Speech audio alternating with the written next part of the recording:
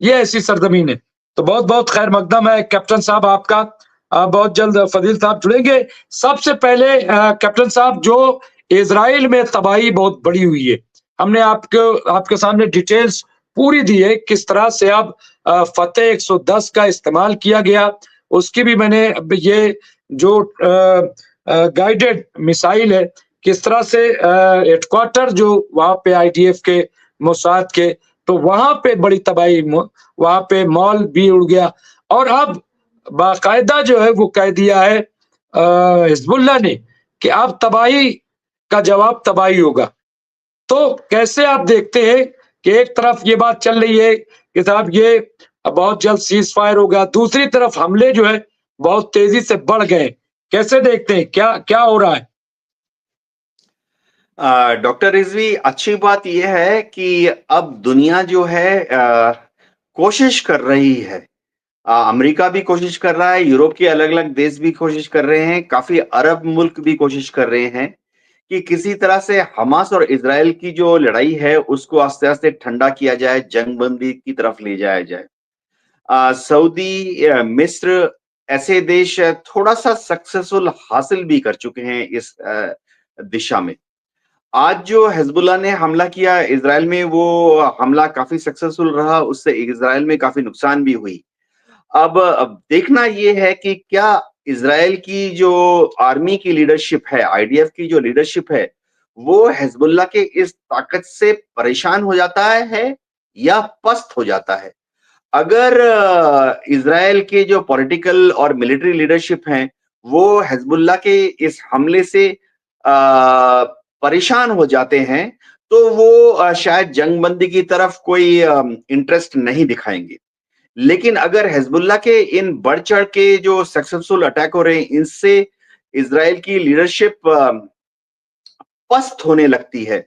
Israel के जो आम अवाम हैं, वो भी थकने लग जाते हैं और अपनी सरकार से सवाल पूछने लग जाते हैं, तो फिर इज़राइल पर एक दबाव आएगा कि वो बातचीत करे।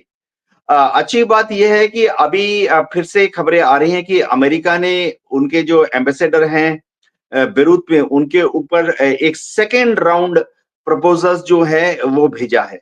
फर्स्ट राउंड प्रपोजल में जब अमेरिका के एम्बेसडर ने बातचीत की अ, इज़राइल के साथ या हिज़्बुल्लाह के प्रतिनिधि के साथ, और मेरे ख्याल से हिज़्बुल्लाह के प्रतिनिधि ने अमेरिकन पीस प्रपोजल को तेहरान तक ले जाकर बातचीत की थी, तो उससे कुछ सजेशन निकले हैं और सेकंड पीस प्रपोजल अब अमेरिका फिर से भेज रहा है लेबनान में अपने एम्बेसडर को।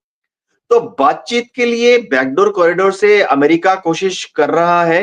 जैसे-जैसे 20 जनवरी पास में आएगी, मेरे ख्याल से जो डोनाल्ड ट्रंप के जो कंसल्टेंट्स हैं वो हर रोज ही काफ़ी बड़ी तादाद में नए कंसल्टेंट्स को तैनात कर रहे हैं।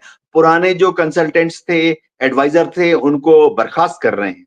तो जैसे-जैसे 20 जनवरी का समय पास आता जाएगा, हम देखेंगे कि डोनाल्ड ट्रंप की अगुवाई में अमेरिका एक तरह का दबाव बनाएगा इज़राइल के ऊपर कि इज़राइल बमबारी बंद करे, बातचीत के लिए तैयार है, हो जाए, जिसका पहला कदम होगा कि सीज़ फायर दोनों तरफ से एक साथ चालू हो। जी।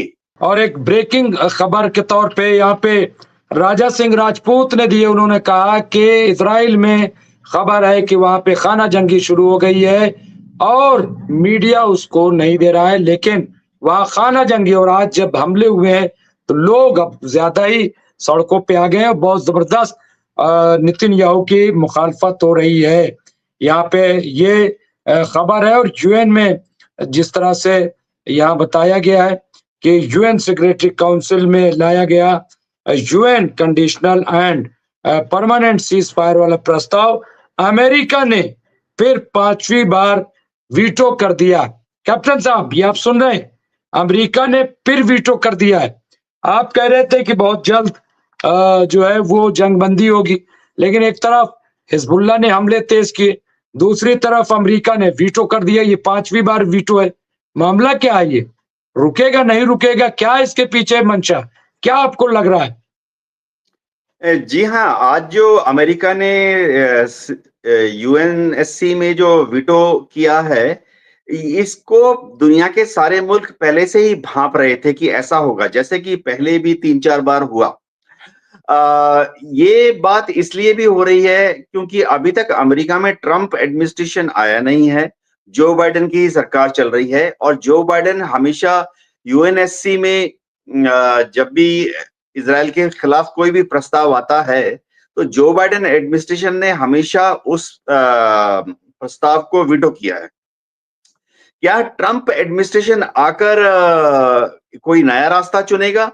ट्रंप एडमिनिस्ट्रेशन जैसे ही आएगा तो आप देखेंगे कि यूएनएससी के फ्लोर पर चाहे जो भी बातचीत हो, असल जो दबाव है वो ट्रंप एडमिनिस्ट्रेशन ने इज़राइल पर इस तरह से डालना है। एक, शायद इज़राइल के प्रधानमंत्री नेतन्याहू को ये समझाना है कि आप हमेशा के लिए ये मत उम्मीद रखो कि अमेरिका हमेशा के लिए साल दर साल हर साल आपको करोड़ों अरबों डॉलर्स के हथियार फ्री में देता रहेगा।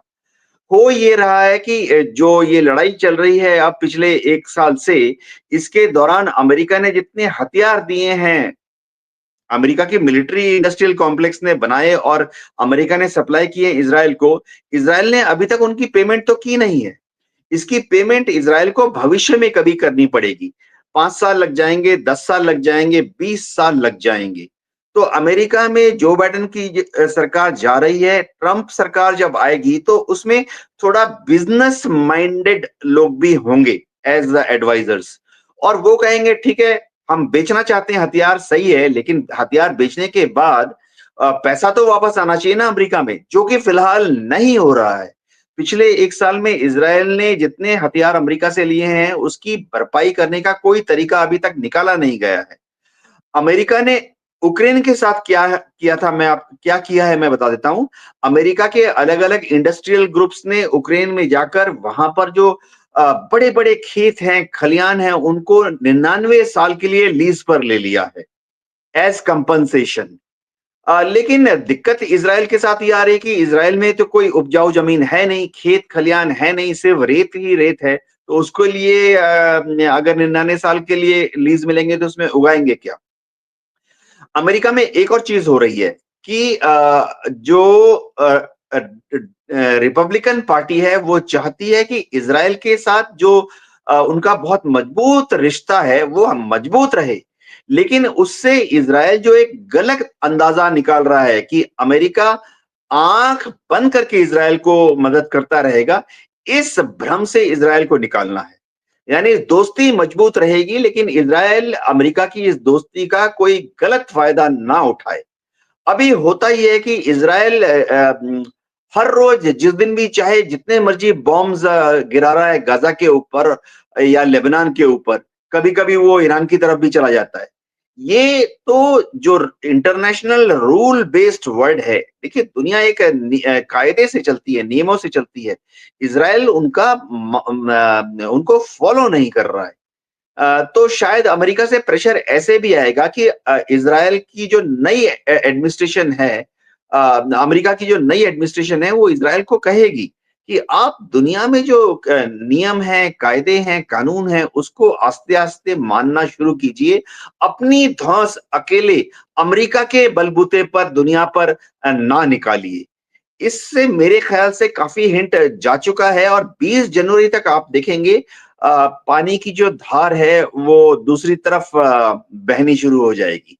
जी। जी, बिल्कुल, बिल्कुल। और यूनुस चौड़वारा साहब ने लिखा है कि एक एजेंसी की रिपोर्ट इज़राइल का हाइफा पोर्ट पूरी तरह तबाह हो चुका है। हिज़बुल्लाह के हमले से वापस इसको बनाने में बहुत वक़्त लगेगा। तो ये जो तबाही की खबरें हम मुस्तकिल सुन रहे हैं। एक चीज़ और कैप्टन साहब मैं थोड़ा-सा चाहता हूँ कि उस पे भी चर्चा हो।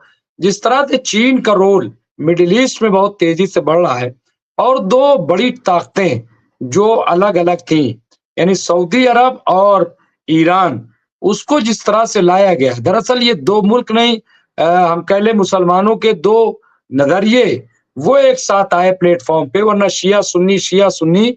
लेकिन ये जो इसको किस तरह से, और अभी हमने जैसा कि आपको बताया किस तरह से वहाँ के जो चीन के उप विदेश मंत्री, सऊदी के उप विदेश मंत्री, ईरान के उप विदेश मंत्री, इनकी जो मीटिंगें हुई, जो मुआहदे हुए, कैसे देखते हैं कि ये कितना इंपॉर्टेंट है? एक तरफ जंग चल रही है, दूसरी तरफ ये जो सिलसिला है, कैसे देखते हैं कैप्टन साहब? जी हाँ, अमेरिका को काफ़ी परेशानी हो रही है। अमेरिका ने कभी नहीं ये सोचा था कि सऊदी जो है वो चीन के इन्फ्लुएंस में आके ईरान से बातचीत करना शुरू कर देगा। तो पिछले साल जब चीन ने एक साथ एक ही टेबल पर बैठकर सऊदी और ईरान के लोगों से बातचीत कराई, तो अमेरिका में खलबली हो गई। लेकिन दुनिया के जितने पीसफुल लोग हैं, जिनको अमन पसंद है, शांति पसंद है, सबने इस शिया और सुन्नी के एक साथ बैठकर बातचीत का बहुत बड़ा वेलकम किया। भारत की सरकार ने भी इस डेवलपमेंट को बहुत पॉजिटिव तरीके से लिया।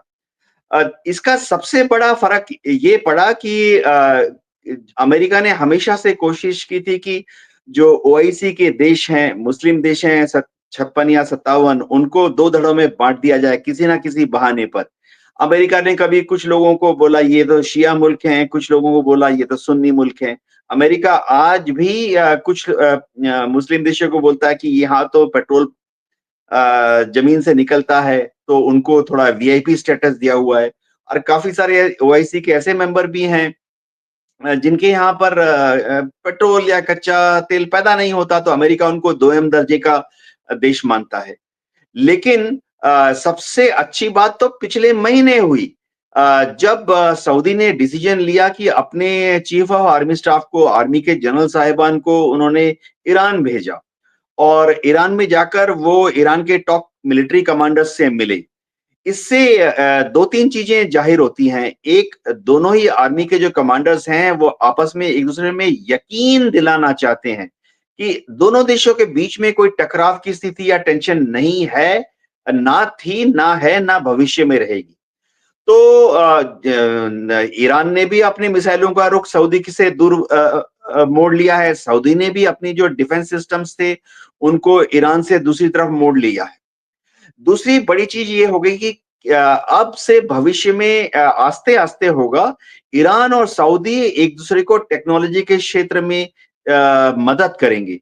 अ, सऊदी में एक बहुत बड़ी दरकार है। सऊदी ये एंटीसिपेट कर रहा है कि अगले 20-30 साल के अंदर उनके यहाँ जो कच्चा तेल है, उसका भंडार शायद खत्म हो जाएगा। दुनिया ऐसे भी आस्ते-आस्ते न्यूक्लियर पावर की तरफ जा रही है, दुनिया आस्ते-आस्ते ऐसे भी अ सोलर एनर्जी की तरफ जा रही है या जो नॉन कन्वेंशनल एनर्जी के सोर्स हैं उसकी तरफ जा रही है। तो सऊदी चाहता है कि ईरान के साथ मिलकर एक ऐसा कमर्शियली वायबल सिस्टम बनाए जिसमें जब कच्चे तेल के भंडारण खत्म हो जाएंगे उसके बाद भी सऊदी दुनिया भर के लोगों के सामने एक तिजारत के लिए बहुत बड़ी जगह बन जाएगी। जैसे कि हम अभी देखते हैं कि अबू धाबी में है, कतार में है, हांगकांग में है, सिंगापुर में है। लेकिन काफ़ी लोगों ने ये भी बोला कि हो सकता है कि सऊदी और ईरान मिलकर अपनी फ़ौजी ताकत को एक साथ शायद इज़राइल के विरुद्ध इस्तेमाल करेंगे। लेकिन एज़ ए मिलिट्री एनालिस्ट मुझे लगता है कि शायद अभी तक सऊदी और ईरान की दोस्ती इतनी मजबूत नहीं हुई कि सऊदी की जो फ़ौजी ताकत है वो ईरान के साथ मिलकर इज़राइल के खिलाफ झोंकी जा सके।